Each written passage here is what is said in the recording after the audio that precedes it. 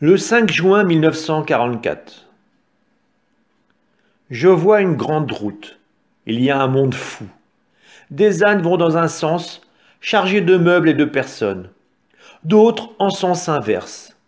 Les gens éperonnent leurs montures, et ceux qui marchent à pied se hâtent à cause du froid. L'air est pur et sec, le ciel serein, mais tout a cette netteté propre aux jours de plein hiver. Dénudée, la campagne paraît plus vaste, et les prés sont revêtus d'une herbe courte, brûlée par les vents d'hiver. Sur les pâturages, les brebis sont en quête d'un peu de nourriture, et vont à la recherche du soleil qui commence à poindre. Elles se serrent les unes aux autres, parce qu'elles ont froid elles aussi, et bêlent en levant le museau en direction du soleil, comme pour lui dire « Dépêche-toi, il fait froid ». Le terrain est fait d'ondulations qui deviennent de plus en plus nettes. C'est un vrai paysage de collines. Il y a des déclivités herbeuses et des côtes. Il y a des vallons et des crêtes. La route passe au milieu et se dirige vers le sud-est. Marie est montée sur son âne gris, tout enveloppée dans son lourd manteau. À l'avant de la selle se trouve le dispositif que j'ai déjà vu lors de son voyage à Hébron, et par-dessus, le coffre contenant les objets de première nécessité. Joseph marche à côté en tenant la bride. « Tu es fatigué ?»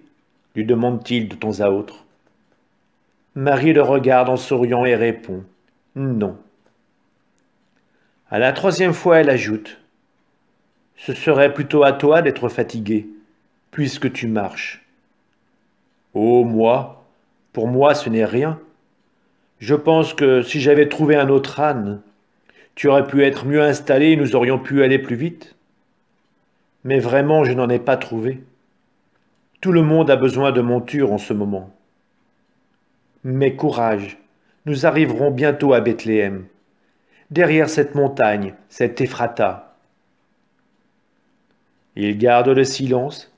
Quand elle ne parle pas, la Vierge paraît se recueillir en quelques prières intérieures. Elle sourit doucement à une pensée, et bien qu'ayant la foule sous les yeux, on dirait qu'elle ne voit pas qu'il s'agit d'un homme, d'une femme, d'un vieillard, d'un berger, d'un riche ou d'un pauvre, mais de ce que elle y reconnaît. Le vent se lève. « Tu as froid ?» lui demanda Joseph. « Non, merci. » Mais Joseph ne se fie pas à sa réponse. Il lui touche les pieds, qui pendent sur le flanc de l'âne, ses pieds chaussés de sandales et qu'on voit à peine dépasser de ce long vêtement. Il doit les trouver froids, parce qu'il secoue la tête, enlève une couverture qu'il porte en bandoulière, il en entoure les jambes de Marie et la lui étend jusque sur la poitrine, de façon à ce que ses mains soient bien au chaud, sous la couverture et sous le manteau. Il rencontre un berger qui leur coupe la route avec son troupeau, qui passe du pâturage de droite à celui de gauche. Joseph se penche pour lui demander quelque chose. Le berger y consent. Joseph prend l'âne et lui fait suivre le troupeau dans le pâturage. Le berger tire un bol grossier d'une besace, traite une grosse brebis aux mamelles gonflées et tend le bol à Joseph, qui l'offre à Marie. « Que Dieu vous bénisse tous deux, » dit Marie, « toi pour ton amour et toi pour ta bonté. Je prierai pour toi. »« Vous venez de loin ?»« De Nazareth, » répond Joseph. « Et où allez-vous ?»« À Bethléem. »« C'est un bien long voyage pour la femme dans son état. »« C'est ta femme ?»« C'est ma femme. »« Avez-vous un endroit où aller ?»« Non. »« C'est fâcheux. » Bethléem est noir de monde, venu de partout pour s'inscrire, et pour aller s'inscrire ailleurs. Je ne sais où vous trouverez un logement. Tu connais l'endroit? Pas bien. Eh bien, je te renseigne. Pour elle, il désigne Marie, cherchez l'auberge. Elle sera pleine, mais je vous l'indique pour vous donner un point de repère. Elle se trouve sur une place, la plus grande. On y va par la grande rue. Vous ne pouvez pas vous tromper. Il y a une fontaine devant. C'est une maison grande et basse. avec un grand portail. Elle sera comble. Mais si vous ne trouvez de place ni là ni dans les maisons, tournez derrière l'auberge, en direction de la campagne.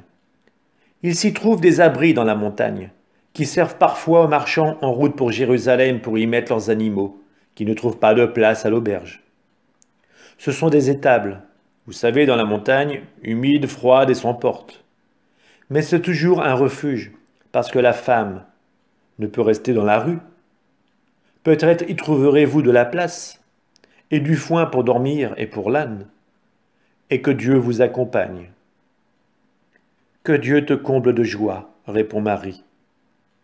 Joseph, quant à lui, répond, que la paix soit avec toi. Ils reprennent la route. Un plus grand vallon apparaît du haut de l'escarpement qu'ils ont franchi. Dans ce vallon, en haut et en bas des pentes qui l'encerclent, se trouvent des maisons, et encore des maisons. C'est Bethléem. Nous voici sur la terre de David, Marie. Tu vas pouvoir te reposer. Tu me parais si fatiguée. Non, je pense. Marie saisit la main de Joseph et avec un sourire radieux, elle lui dit « Je pense que le moment est arrivé. Dieu de miséricorde, qu'allons-nous faire? Ne crains rien, Joseph, reste calme. Tu vois comme moi je suis sereine. Mais tu souffres beaucoup.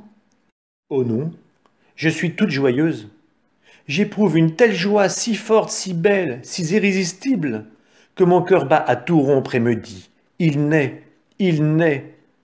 Il me le répète à chaque battement. C'est mon enfant qui frappe à la porte de mon cœur et dit « Maman, c'est moi, je viens t'apporter le baiser de Dieu. » Oh, quelle joie, mon Joseph! Mais Joseph n'est pas à la joie. Il pense à l'urgence de trouver un lieu d'accueil et hâte le pas. Porte après porte, il demande un abri, mais rien, tout est occupé. Ils parviennent à l'auberge. Elle est pleine de gens qui bivouaquent, jusque sous les portiques rustiques qui entourent la grande cour intérieure. Joseph laisse Marie sur son âne à l'intérieur de la cour et sort poursuivre à sa recherche dans d'autres maisons. Il n'y a rien. Précoce, le crépuscule d'hiver commence à étendre son voile. Joseph supplie l'aubergiste. Il supplie des voyageurs. Eux sont des hommes, qui plus est en bonne santé. Là, à côté, il y a une femme qui va mettre un enfant au monde. Qu'il fasse preuve de pitié. Mais rien. Un riche pharisien les regarde avec un mépris visible, et quand Marie s'avance, il s'éloigne comme s'il s'était approché d'une lépreuse. Joseph le regarde et rougit d'indignation. Marie pose la main sur le poignet de Joseph pour l'apaiser. « N'insiste pas, partons. Dieu y pourvoira. » Ils sortent, longent le mur de l'auberge, tournent dans une ruelle encastrée entre elle et de pauvres maisons, et passent derrière l'auberge. Ils cherchent.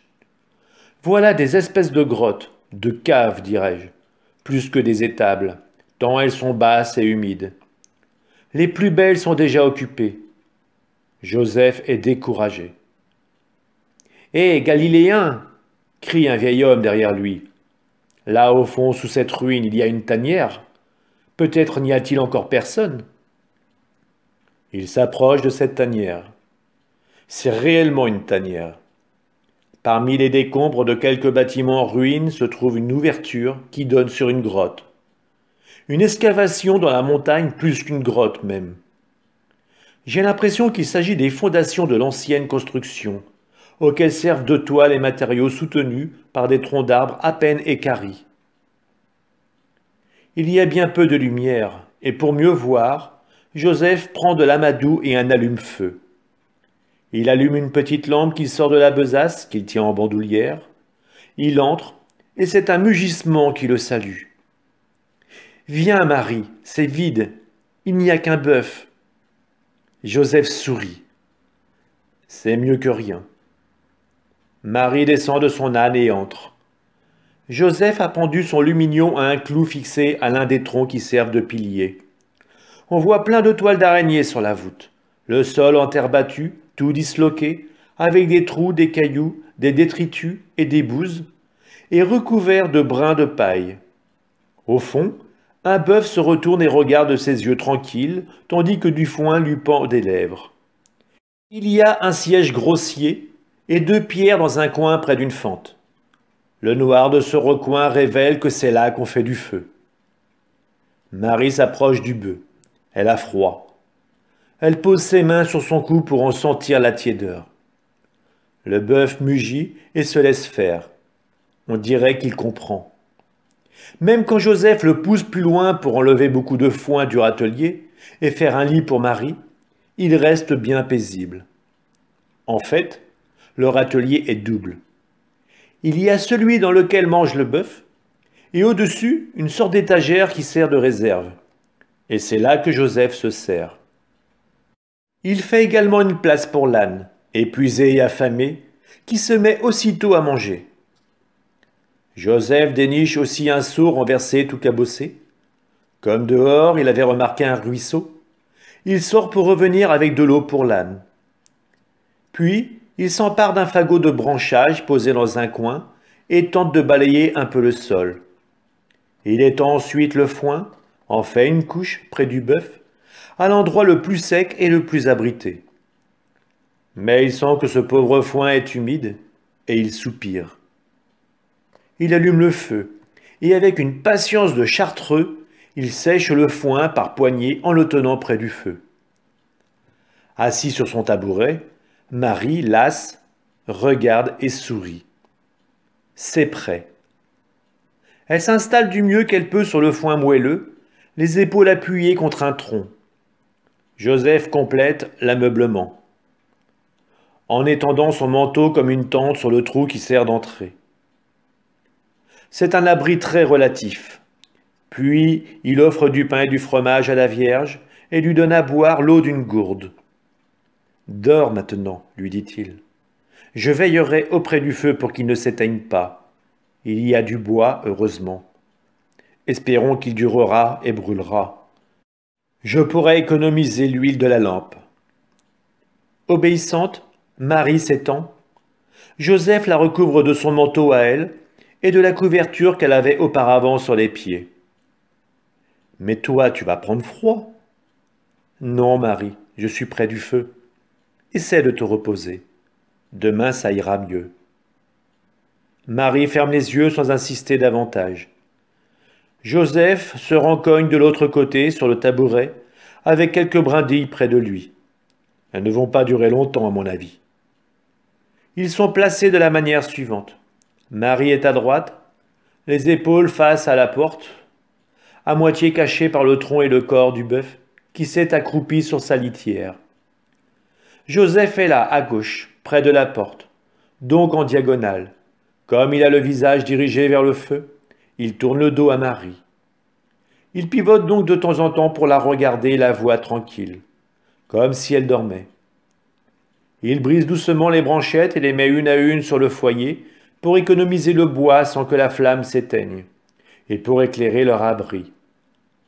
Il ne reste plus que la lueur du feu, parfois plus vive, parfois presque morte. En effet, la petite lampe est éteinte et seule la blancheur du bœuf, du visage et des mains de Joseph se détache sur cette pénombre. Tout le reste fait une masse qui se fond dans l'épaisseur de la nuit. « Il n'y a rien à dire de plus, » dit Marie. « La vision parle d'elle-même. C'est à vous qu'il revient d'en tirer la leçon de charité, d'humilité et de pureté qui en découle. Repose-toi en veillant, comme je veillais en attendant Jésus. Il viendra t'apporter sa paix. » Le 6 juin 1944. Je revois l'intérieur de ce pauvre refuge de pierre où Marie et Joseph ont trouvé asile et partagent le sort des animaux. Un petit feu sommeille, de même que son gardien. Marie relève doucement la tête de sa couche et regarde. Voyant que Joseph a la tête qui tombe sur la poitrine, comme s'il réfléchissait, elle pense que la fatigue a triomphé de son désir de rester éveillée. Elle a un bon sourire et s'assied, puis s'agenouille en faisant moins de bruit, que ne peut en faire un papillon qui se pose sur une rose. Un sourire heureux sur le visage, elle prie.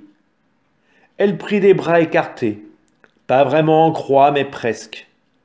Les paumes tournées vers le ciel et en avant, sans jamais paraître fatiguée de cette position pénible. Puis elle se prosterne, le visage contre le foin, dans une prière encore plus profonde, une longue prière.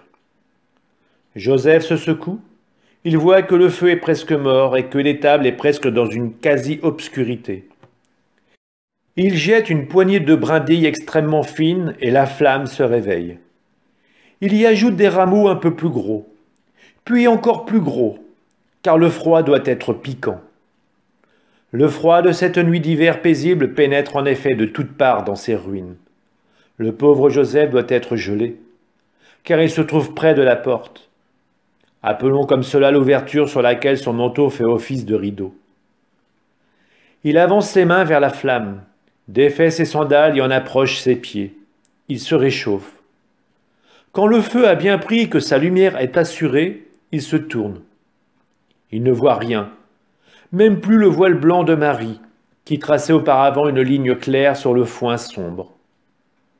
Il se met alors debout et s'approche lentement de la couche. « Tu ne dors pas, Marie » demande-t-il. Il le demande à 3 reprises, jusqu'à ce qu'elle en prenne conscience et réponde.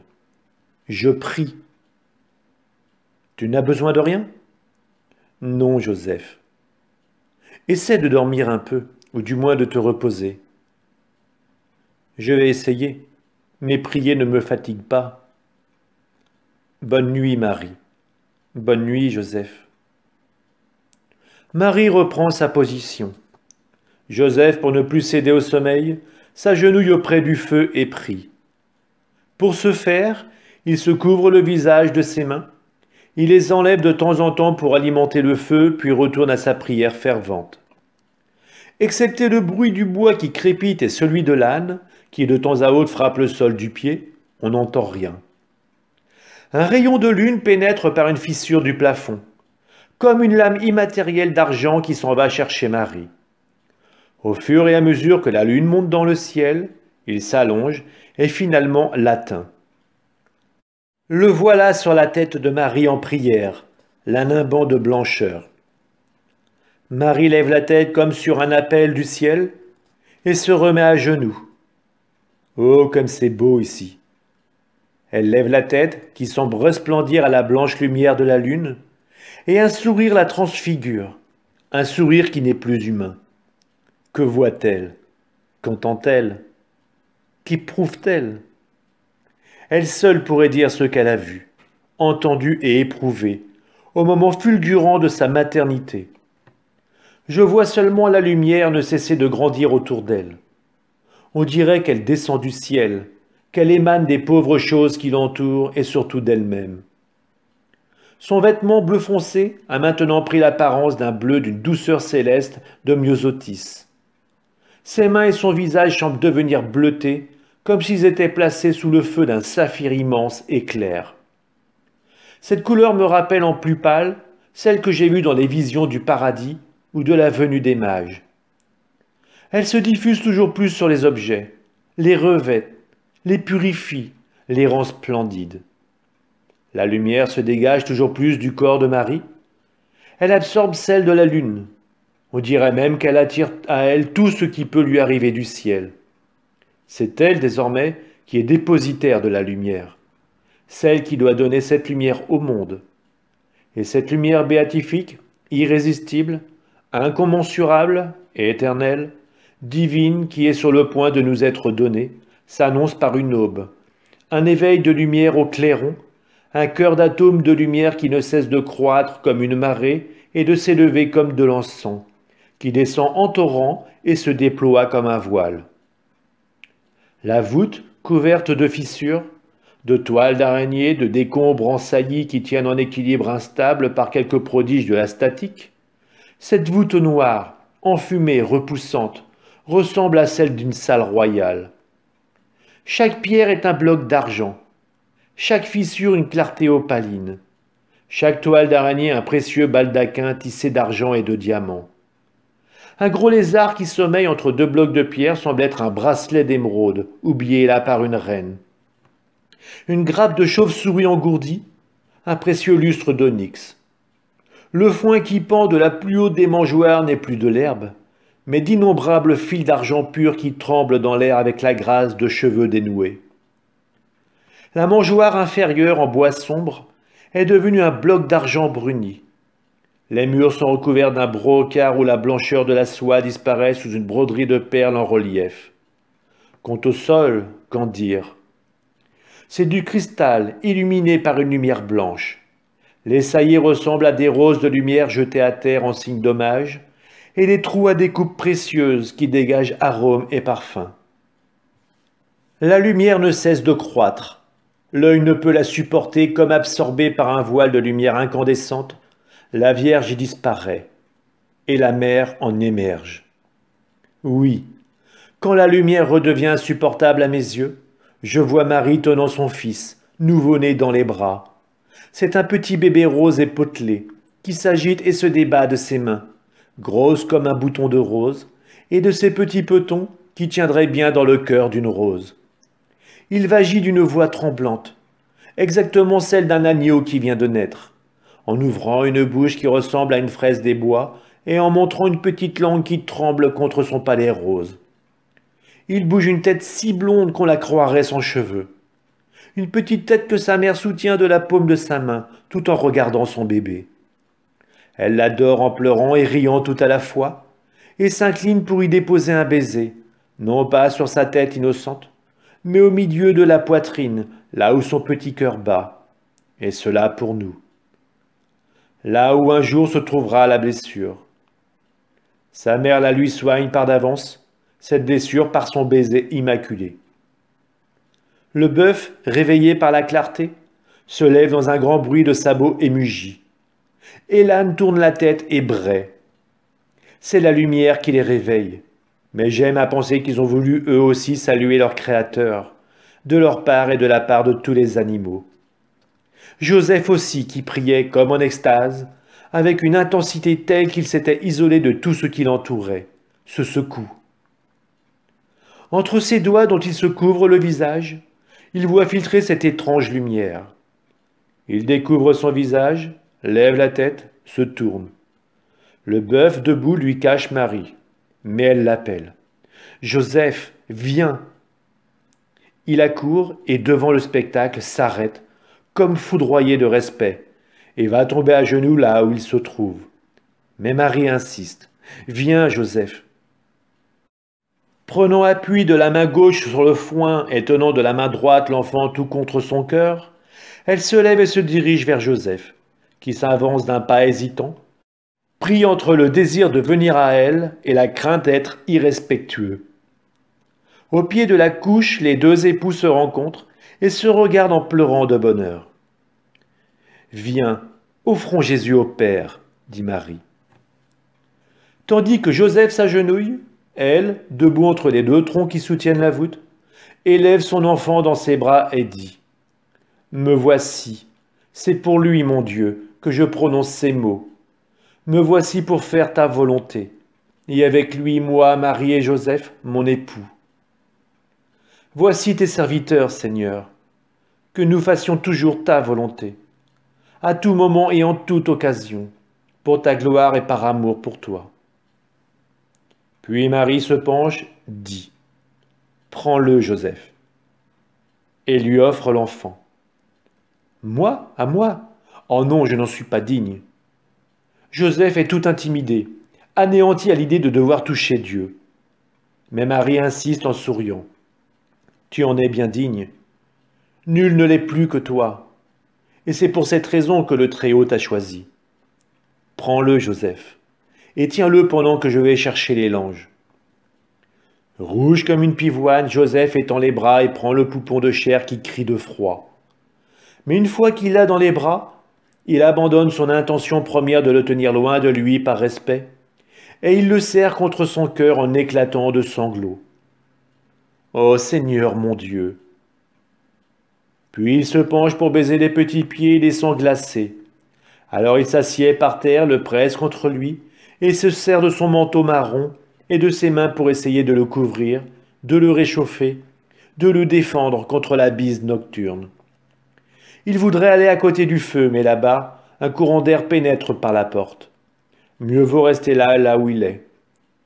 Ou plutôt, mieux vaut aller entre les deux animaux, qui le protégeront du courant d'air et donneront de la chaleur. Il va donc se placer entre le bœuf et l'âne, tournant le dos à la porte, penché sur le nouveau-né pour lui faire de sa poitrine une niche dont les côtés sont une tête grise, aux longues oreilles, et un gros museau blanc, aux naseaux fumants et aux bons yeux humides. Marie a ouvert le coffre et en a tiré des linges et des langes.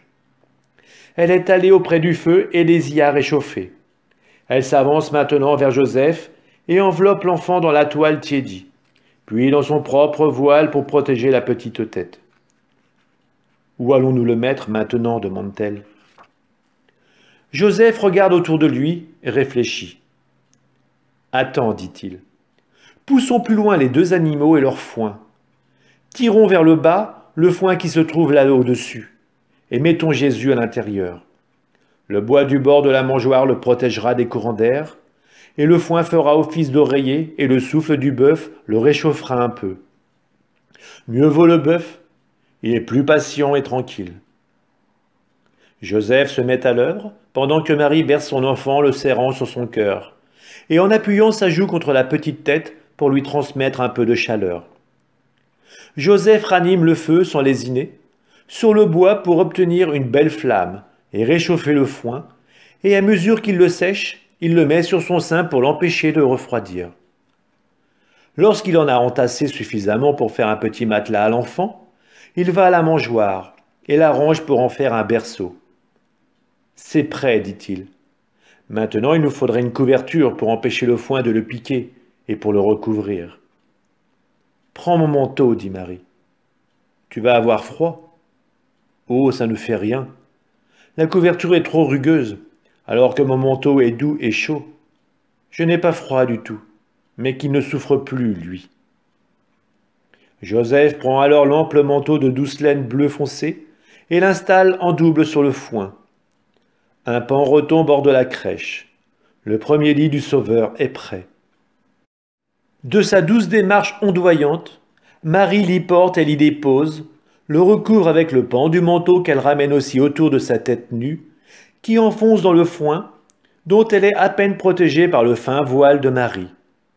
Seul le petit visage de Jésus, gros comme le poing, reste à découvert. Et le couple, penché sur la crèche, tout heureux, le regarde dormir de son premier sommeil. La chaleur des langes et du foin a calmé ses pleurs et apporté le sommeil au doux Jésus. Marie dit : « Je t'avais promis qu'il allait venir t'apporter sa paix. Te rappelles-tu la paix qui était en toi au temps de Noël, quand tu m'as vu avec mon bébé ? C'était alors pour toi un temps de paix, mais voici venir un temps de souffrance. Mais tu le sais désormais.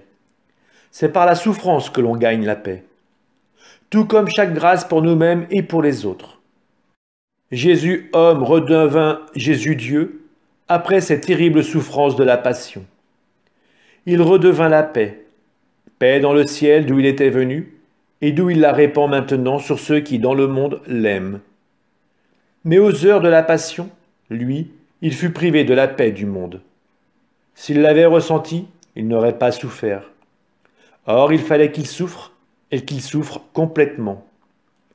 Moi, Marie, j'ai racheté la femme par ma maternité divine. Mais ce ne fut que le début de la rédemption de la femme. Me refusant à toute union humaine en faisant vœu de virginité, j'avais repoussé toute satisfaction charnelle et mérité la grâce de Dieu. Mais cela n'était pas suffisant, car la faute d'Ève était un arbre à 4 branches, orgueil, cupidité, gourmandise et luxure. Elle devait donc être coupée toutes les 4 avant de stériliser l'arbre jusqu'aux racines. C'est en m'humiliant jusqu'au plus profond de moi-même que j'ai vaincu l'orgueil. Je me suis humilié devant tout le monde. Je ne parle pas de mon humilité face à Dieu. Toute créature la doit au Très-Haut. Son Verbe la possédait. Je devais la voir, moi qui étais une simple femme. Mais as-tu jamais réfléchi aux humiliations que j'ai dû subir de la part des hommes, qui plus est sans me défendre de quelque manière que ce soit? Joseph lui-même, qui était juste, m'avait accusé dans son cœur. Les autres, qui n'étaient pas justes, avaient péché en me calomniant sur ma grossesse, et telle une vague amère, la rumeur de leurs paroles était venue se briser contre mon humanité. Ce furent les premières des humiliations innombrables que me valurent ma vie de mère de Jésus, et du genre humain. Humiliation de la pauvreté, de la fuite, des reproches des parents et amis qui, par ignorance de la vérité, taxaient de faiblesse ma conduite maternelle envers mon Jésus, devenu jeune homme, humiliation encore au cours des 3 années de son ministère, humiliation cruelle à l'heure du calvaire, jusqu'à devoir reconnaître que je n'avais pas de quoi acheter de lieu de sépulture pour mon fils, ni des aromates. J'ai vaincu la cupidité de nos premiers parents en renonçant d'avance à mon enfant. Une mère ne renonce jamais à son enfant, à moins d'y être forcée. Si la patrie, l'amour d'une épouse ou Dieu lui-même l'arrache à son cœur, elle se rebiffe contre la séparation. C'est naturel. Son fils grandit dans son sein, et le lien qui le tient uni à nous n'est jamais complètement rompu. Le canal vital de l'ombilic a beau être coupé, il reste toujours un air qui part du cœur de la mère et se greffe sur le cœur de son enfant. Un air spirituel et plus vivant, plus sensible qu'un air physique. Et elles le sont s'étirer jusqu'à la souffrance si l'amour de Dieu ou d'un être, ou encore les exigences de la patrie éloignent le fils de sa mère. Et il se brise en déchirant le cœur, si la mort arrache un enfant à sa mère. En ce qui me concerne, j'ai renoncé à mon fils dès l'instant où je l'ai eu. Je l'ai donné à Dieu, je vous l'ai donné. Moi, je me suis dépouillé du fruit de mon sein pour réparer le vol par Ève du fruit de Dieu. J'ai vaincu la gourmandise, celle du savoir et celle de la jouissance, en acceptant de savoir uniquement ce que Dieu voulait que je sache, sans demander ni à lui ni à moi plus que ce qui m'était dit. J'ai cru sans chercher plus loin. J'ai vaincu la gourmandise de la jouissance, parce que je me suis refusé à toute satisfaction charnelle. Ma chair, je l'ai mise sous mes pieds. La chair, cet instrument de Satan, je l'ai gardé avec Satan sous mon talon pour en faire un escabeau qui me permette de m'approcher du ciel. Le ciel, voilà mon but. C'est là où est Dieu, ma seule fin, une fin qui, loin d'être gourmandise, est un besoin béni de Dieu, qui ne veut nous voir d'appétit que pour lui seul. J'ai vaincu la luxure qui est la gourmandise portée jusqu'à la gloutonnerie. Tout vice non réfréné conduit en effet à un vice plus grand. Et la gourmandise d'Ève, déjà coupable, la conduisit à la luxure. Il ne lui a pas suffi de se satisfaire seule. Elle voulut amener sa faute à une intensité raffinée. Elle a connu la luxure et l'a fait connaître à son compagnon. J'en ai renversé les termes, et au lieu de descendre, je me suis toujours élevé. Au lieu de faire déchoir, j'ai toujours entraîné vers le haut, et de mon compagnon, qui était un homme honnête, j'ai fait un ange. Dès que j'ai possédé Dieu et avec lui ses infinies richesses, je me suis hâté de m'en dépouiller en disant « Voici, que ta volonté soit faite pour lui et par lui. » Une personne chaste est celle qui fait preuve de retenue, non seulement dans la chair, mais aussi dans ses affections et ses pensées. Je devais être la femme chaste pour réduire à rien la femme impudique de la chair, du cœur et de l'esprit. Dès lors, je n'ai jamais abandonné cette retenue, en me disant même pas de mon fils, qui n'était qu'à moi seul sur la terre comme il n'était qu'à Dieu au ciel. Il est à moi et je le veux. Toutefois, cela ne suffisait pas encore pour rendre à la femme la paix perdue par Ève. C'est au pied de la croix que je voulais obtenu, en voyant mourir celui que tu as vu naître, en me sentant arracher les entrailles aux cris de mon enfant qui mourrait. Je me suis vidé de toute féminité. Je n'étais plus chair, mais ange. Marie, l'épouse vierge de l'Esprit, est morte à ce moment précis. La mère de la grâce est restée, celle dont la torture vous a engendré à la grâce et vous l'a donnée. C'est au pied de la croix que la femelle que j'avais reconsacrée en tant que femme la nuit de Noël a acquis le moyen de devenir créature des cieux. C'est pour vous que j'ai fait tout cela, en me refusant toute satisfaction sensuelle, si sainte fût-elle. Ève vous avez réduite à l'état de femelle à peine supérieure aux compagnes des animaux, mais j'ai fait de vous, à condition que vous le vouliez, les saintes de Dieu. J'ai atteint ce sommet pour vous. Comme je l'avais fait pour Joseph, je vous ai élevé vers les hauteurs. Le rocher du calvaire est mon mont des oliviers. C'est là que j'ai pris mon élan pour porter jusqu'aux cieux l'âme à nouveau sanctifiée de la femme, en même temps que ma propre chair, glorifiée pour avoir porté le Verbe de Dieu. Par là, j'ai effacé en moi jusqu'à la dernière trace d'Ève, la dernière racine de cet arbre à 4 rameaux toxiques et aux racines plongées dans la sensualité qui avait entraîné l'humanité à sa chute et qui vous mordra les entrailles jusqu'à la fin des siècles et jusqu'à la dernière femme.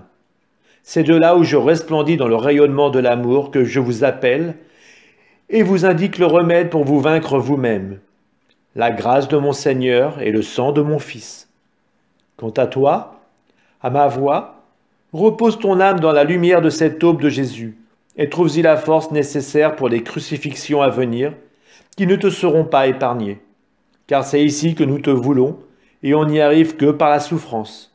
C'est ici que nous te voulons.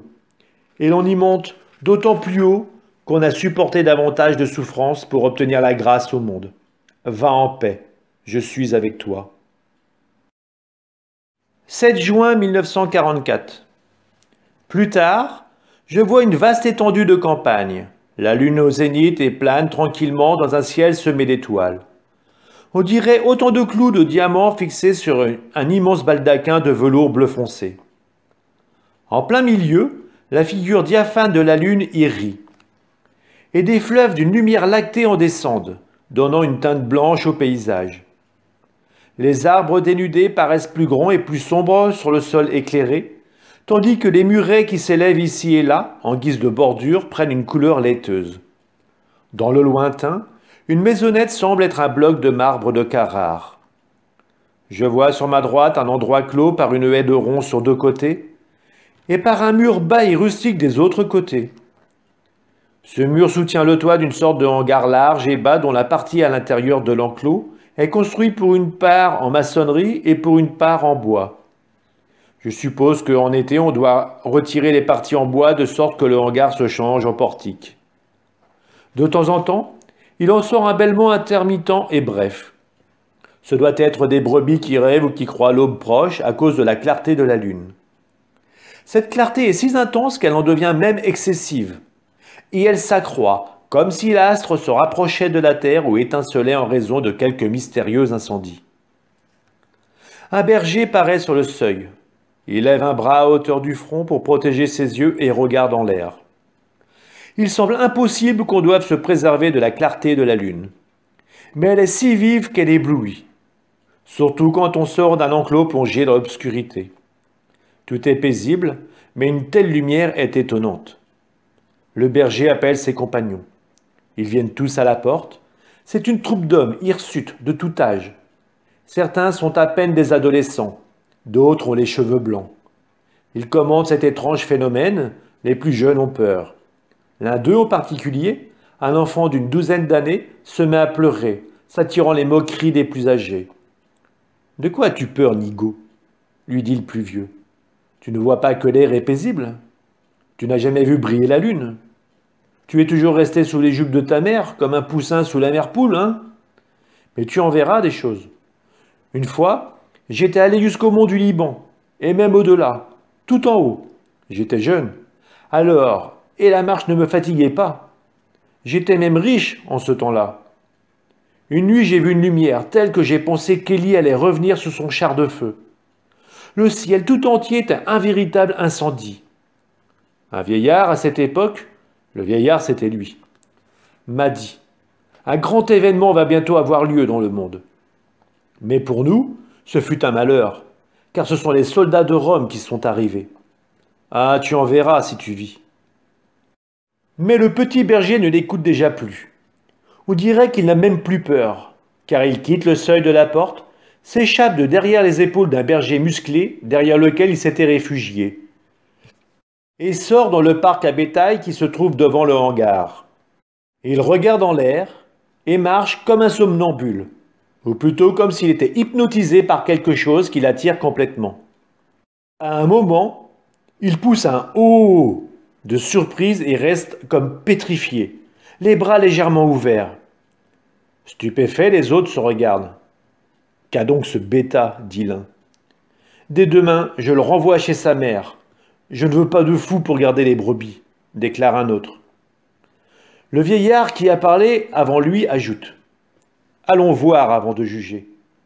Appelez aussi les autres qui dorment et prenez vos bâtons.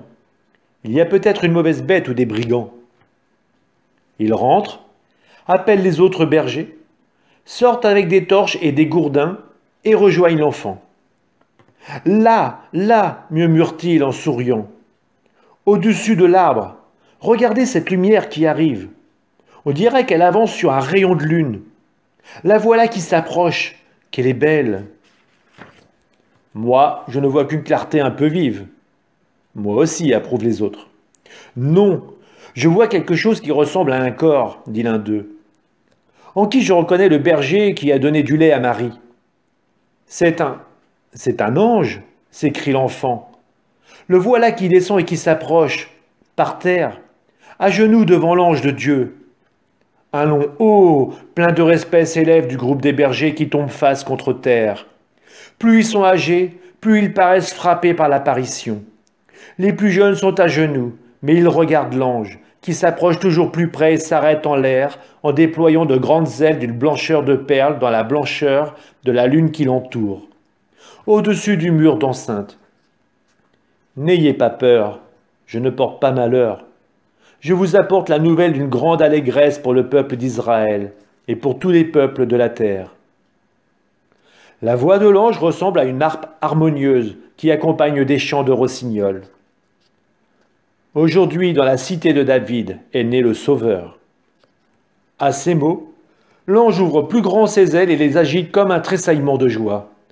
Et une pluie d'étincelles d'or et de pierres précieuses paraît s'en échapper, en un véritable arc-en-ciel qui forme un arc de triomphe sur le pauvre parc à bétail. Le Sauveur qui est le Christ. L'ange resplendit d'une lumière encore plus vive. Ses deux ailes, maintenant immobiles et tendues vers le ciel comme deux voiles figées sur le saphir de la mer, ressemblent à deux flammes qui s'élèvent en brûlant ardemment. Le Christ, le Seigneur. L'ange replie ses deux ailes resplendissantes et s'en couvre comme d'un manteau de diamant sur son habit de perles. Il s'incline comme s'il adorait. Les bras repliés sur son cœur, son visage penché sur sa poitrine, disparaît dans l'ombre du haut de ses ailes repliées. On ne voit plus qu'une forme lumineuse oblongue, immobile pendant la durée d'un gloire à Dieu. Mais voilà qu'il bouge. Il rouvre ses ailes, lève son visage sur lequel la lumière se fond en un sourire paradisiaque et dit « Vous le reconnaîtrez à ces signes. Dans une pauvre étable derrière Bethléem, vous trouverez un enfant enveloppé dans des langes, dans une mangeoire pour animaux, car le Messie n'a pas trouvé de toit dans la cité de David. » À ces mots, l'ange devient sérieux, même triste. Soudain, une foule innombrable d'anges pareils à lui arrive des cieux. Une échelle d'anges qui descend en exultant d'allégresse. Leur éclat paradisiaque éclipse la lune. Ils viennent se réunir autour de l'ange annonciateur en agitant leurs ailes, en répandant des parfums, avec des musiques harmonieuses dans lesquelles les plus belles voix de la création se retrouvent, mais portées à la perfection de leur sonorité. Si la peinture représente l'effort de la matière pour devenir lumière, ici la mélodie est l'effort de la musique pour faire resplendir devant les hommes la beauté de Dieu. Entendre cette mélodie revient à connaître le paradis, où tout est harmonie de l'amour qui se dégage de Dieu pour réjouir les bienheureux et que ceux-ci lui retournent pour lui dire « Nous t'aimons ». Le gloire à Dieu angélique se répand en ondes de plus en plus étendues sur la campagne paisible, accompagné de lumière. Les oiseaux y unissent leurs chants pour saluer cette lumière précoce et les brebis leur bêlement pour ce soleil anticipé. Mais moi, comme déjà dans la grotte pour le bœuf et l'âne, j'aime à croire que ce sont les animaux qui saluent leur Créateur venu parmi eux pour les aimer, non seulement comme hommes, mais aussi comme Dieu. Le chant décroît et la lumière faiblit, tandis que les anges remontent aux cieux. Les bergers reviennent à eux. « Tu as entendu ? On va voir, Et les bêtes? Oh, il ne leur arrivera rien. Allons-y pour obéir à la parole de Dieu. Mais où aller? N'a-t-il pas dit qu'il est né aujourd'hui et qu'il n'a pas trouvé de logement à Bethléem? Celui qui parle, c'est le berger qui a donné le lait. Venez, moi je sais. J'ai vu la femme et elle m'a fait de la peine. Je lui ai indiqué un endroit, parce que je pensais bien qu'elle ne trouverait pas où se loger. Et j'ai donné à l'homme du lait pour elle. Elle est si jeune, si belle. Elle doit être bonne comme l'ange qui nous a parlé. Venez, venez. Allons prendre du lait, des fromages, des agneaux, ainsi que des peaux de moutons tannés. Ils doivent être très pauvres, et qui sait quel froid ressent celui que je n'ose nommer.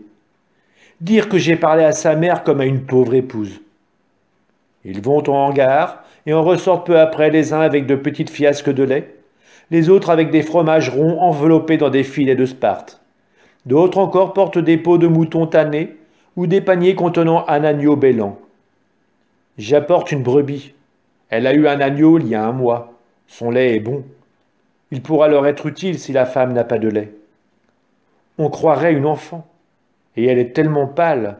Elle a un teint de jasmin sous la lune, dit le berger au lait. Puis il les guide. Ils marchent à la lumière de la lune et des torches après avoir fermé le hangar et l'enclos. Ils suivent des sentiers champêtres à travers des haies de ronces dénudées par l'hiver. Ils font le tour de Bethléem et arrivent à l'étable, non pas par le même chemin que Marie, mais en sens inverse, de sorte qu'ils ne passent pas devant les étables plus belles, mais tombent directement sur celle-ci. Ils s'approchent de l'ouverture. Entre. Moi, je n'ose pas. Toi, entre. Non. Regarde au moins. Toi, Lévi, tu as été le premier à voir l'ange. C'est le signe que tu es meilleur que nous. Regarde. Dire qu'il l'avait d'abord traité de fou. Maintenant, ça les arrange qu'il ose faire ce que eux n'osent pas. Le gamin hésite, puis se décide. Il s'approche de l'ouverture, écarte un peu le manteau, regarde, et s'arrête en extase. « Qu'est-ce que tu vois ?» lui demande-t-il à voix basse, anxieux. « Je vois une belle jeune femme et un homme penché sur une mangeoire, et j'entends un petit bébé pleurer, et la femme lui parlait avec une voix. Oh, quelle voix! Et qu'est-ce qu'elle dit? Elle dit « Jésus, mon tout petit, Jésus, l'amour de ta maman, ne pleure pas, mon petit enfant. » Et aussi, « Ah, si je pouvais te dire, prends ce lait, mon tout petit, mais je n'en ai pas encore. » Elle dit également, « Tu as si froid, mon amour, la paille te pique. Quelle souffrance pour ta maman de t'entendre pleurer comme ça sans pouvoir te consoler. » Et elle ajoute, « Dors, mon âme, cela me fend le cœur de t'entendre pleurer et te voir pleurer. » Elle l'embrasse et doit sûrement réchauffer ses petits pieds de ses mains, parce qu'elle reste penchée, les bras plongés dans la mangeoire. « Appelle, fais-toi entendre. » « Pas moi, toi, qui nous a guidés et qui la connaît. » Le berger ouvre la bouche, mais se borne à bredouiller. Joseph se retourne et vient à la porte. « Qui êtes-vous » ? « Des bergers. Nous vous apportons de la nourriture et de la laine. Nous voulons adorer le Sauveur. » Entrez. Ils entrent, et l'étable s'éclaire à la lueur de leurs torches. Les plus âgés poussent les enfants devant eux. Marie se retourne et sourit. « Venez, dit-elle, venez. » Elle les y invite de la main et par son sourire, prend celui qui a vu l'ange et l'attire à elle, tout contre la crèche. L'enfant regarde, tout heureux. Les autres, invités eux aussi par Joseph, s'avancent avec leurs cadeaux et les déposent tous aux pieds de Marie en disant quelques mots émus. Ils regardent ensuite le petit enfant qui pleure doucement et sourit d'émotion et de bonheur. L'un d'eux, moins timide, dit « Prends, mère, elle est soyeuse et propre. Je l'avais préparée pour mon enfant qui va bientôt naître, mais je te l'offre.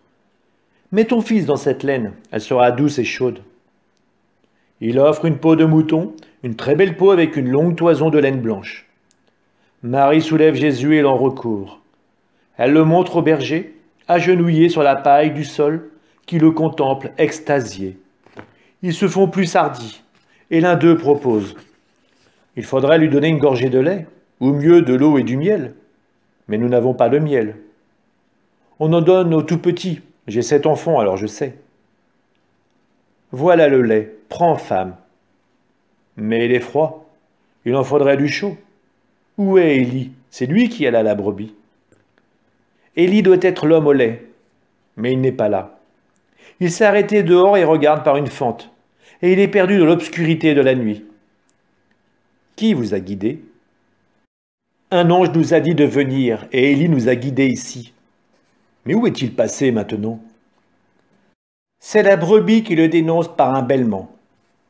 Avance, on a besoin de toi. Il entre avec sa brebis, tout honteux d'être le plus remarqué. C'est toi? Demande Joseph qui le reconnaît. Et Marie lui dit en souriant. Tu es bon. On traite la brebis et Marie se sert de l'extrémité d'un linge trempé dans le lait chaud et écumant pour mouiller les lèvres du petit enfant qui suce cette douceur crémeuse. Tous sourient. Et plus encore quand Jésus s'endort dans la tiédeur de la laine, le morceau de linge encore entre les lèvres. Vous ne pouvez pas rester ici, il y fait froid et humide. Et puis cette odeur d'animaux, ça ne va pas. Et ce n'est pas bon pour le Sauveur. Je le sais, dit Marie avec un grand soupir, mais il n'y avait pas de place pour nous à Bethléem. Courage, femme, nous allons te trouver une maison. J'en parlerai à ma patronne, dit Élie, l'homme au lait. Elle est bonne, elle vous accueillera, même s'il lui faut vous laisser sa chambre. Dès qu'il fera jour, je lui en parlerai. Il y a plein de monde chez elle, mais elle vous trouvera une place. Du moins pour mon enfant. Joseph et moi, nous pouvons rester par terre, mais pour l'enfant. Ne soupire pas, femme, je m'en occupe. Et je répéterai à beaucoup de gens ce qui nous a été dit. Vous ne manquerez de rien. En attendant, prenez ce que notre pauvreté peut vous offrir. Nous sommes des bergers. Nous sommes pauvres, nous aussi, répond Joseph, et nous ne pouvons vous dédommager. Oh, nous ne voulons rien. Même si vous le pouviez, nous n'accepterions pas. Le Seigneur nous en a déjà récompensés. Il a promis la paix à tout le monde. Les anges disaient « paix aux hommes de bonne volonté ». Mais à nous, il nous l'a déjà donné, parce que l'ange a annoncé que cet enfant est le Sauveur, que c'est le Christ, le Seigneur. Nous avons beau être pauvres et ignorants, nous savons que les prophètes annoncent que le Sauveur sera le prince de la paix. Il nous a dit aussi d'aller l'adorer, donc il nous a donné sa paix. Gloire à Dieu au plus haut des cieux, et gloire à son Christ que voici. Et béni sois-tu, femme, de l'avoir engendré. Tu es sainte, car tu as mérité de le porter. Commande-nous comme une reine, nous serons heureux de te servir. Que pouvons-nous faire pour toi? Aimez mon fils, et gardez toujours au fond du cœur vos pensées de maintenant. Mais pour toi, tu ne désires rien? Tu n'as pas de parents à qui faire savoir que ton fils est né? Si, j'en aurais, mais ils sont loin d'ici, ils habitent à Hébron. J'y vais, moi, dit Élie. De qui s'agit-il? Zacharie le prêtre et Élisabeth ma cousine. Zacharie? Ah, je le connais bien. En été, je vais dans ces montagnes, car les pâturages y sont riches et beaux, et je suis l'ami de son berger. Dès que je te serai bien installé, je partirai chez Zacharie. Merci, Élie. De rien, c'est un grand honneur pour moi, qui suis un pauvre berger, d'aller parler au prêtre et de lui annoncer « le Sauveur est né ». Non, tu lui diras « Marie de Nazareth, ta cousine, a dit que Jésus est né et te demande de venir à Bethléem. » Je le ferai. Que Dieu t'en récompense. Je me souviendrai de toi, de vous tous. Tu parleras de nous à ton enfant? Oui. Je m'appelle Élie. Moi, Lévi. Et moi, Samuel. Et moi, Jonas. Moi, Isaac. Moi, Tobie. Et moi, Jonatas. Et moi, Daniel. Moi, c'est Siméon. Moi, je m'appelle Jean. Moi, Joseph. Et mon frère Benjamin. Nous sommes jumeaux. Je me rappellerai vos noms. Il nous faut partir, mais nous reviendrons, et nous t'en amènerons d'autres pour adorer. Comment revenir à la bergerie en laissant cet enfant? Gloire à Dieu qui nous l'a montré. Laisse-nous embrasser son vêtement, dit Lévi avec un sourire d'ange. Marie soulève Jésus tout doucement et assise sur la paille, elle présente au baiser les petits pieds, enveloppés dans des langes. Les bergers s'inclinent jusqu'à terre, ceux qui ont de la barbe se l'essuient d'abord et presque tous pleurent. Quand ils doivent partir, ils sortent à reculons, laissant leur cœur derrière eux. La vision se termine ainsi. Marie assise sur la paille et tenant l'enfant sur son sein, et Joseph accoudé au bord de la crèche qui regarde et adore. Jésus dit : « Aujourd'hui c'est moi qui parle. Tu es très fatigué. Mais fais preuve d'encore un peu de patience. C'est la vigile de la fête du très saint sacrement. Je pourrais te parler de l'Eucharistie et des saints qui se sont faits les apôtres de son culte, tout comme je t'ai parlé de ceux qui furent les apôtres du Sacré-Cœur. Mais je veux t'entretenir d'autre chose et d'une catégorie d'adorateurs de mon corps qui furent les précurseurs de son culte. Il s'agit des bergers. Ce sont eux les premiers adorateurs de mon corps, de Verbe fait homme. Je t'ai dit un jour, et l'Église le dit aussi, que les saints innocents furent les premiers martyrs du Christ. Je te déclare aujourd'hui que les bergers sont les premiers adorateurs du corps de Dieu. Ils possèdent toutes les qualités requises pour être des adorateurs de mon corps, des âmes eucharistiques. Une foi certaine, ils croient promptement et aveuglément à l'ange. La générosité, ils offrent toute leur richesse à leur Seigneur. L'humilité, ils s'approchent des personnes humainement plus pauvres qu'eux, modestement, avec des gestes qui n'humilient pas et disent être leurs serviteurs. Le désir, ce qu'ils ne peuvent donner d'eux-mêmes, ils s'ingénient à le procurer avec un zèle courageux. Une obéissance prompte. Marie souhaite que Zacharie soit averti, et Élie y part sur le champ. Il ne remet pas à plus tard. Enfin, l'amour. Ils ne peuvent s'arracher de la crèche, et toi, tu précises avec raison, ils y laissent leur cœur. Mais ne faudrait-il pas se comporter de la même manière envers mon Saint-Sacrement ? J'ajoute quelque chose d'autre, pour toi seul. Observe quelle est la première personne à qui l'ange se révèle. Celui qui mérite d'entendre les sentiments affectueux de Marie. C'est Lévi, l'enfant. À celui qui possède une âme d'enfant, Dieu se révèle et révèle ses mystères. Il lui permet d'entendre les paroles divines et celles de Marie. Celui qui possède une âme d'enfant a aussi la sainte hardiesse de Lévi et dit : « Laisse-moi embrasser le vêtement de Jésus. » Il le dit à Marie, parce que Marie est toujours celle qui vous donne Jésus. C'est elle qui porte l'Eucharistie. Elle est le ciboire vivant. Celui qui va vers Marie me trouve. Celui qui me demande à elle me reçoit par elle. Le sourire de ma mère, quand une créature lui dit « Donne-moi ton Jésus pour que je l'aime », fait briller les cieux d'une plus vive splendeur de joie, dont elle s'en réjouit. Dis-lui donc : « Laisse-moi embrasser le vêtement de Jésus, laisse-moi embrasser ses plaies. » Et ose encore davantage, dis : « Fais reposer ma tête sur le cœur de ton Jésus, pour que j'y trouve mon bonheur. Viens et repose-toi, comme Jésus dans son berceau, entre Jésus et Marie.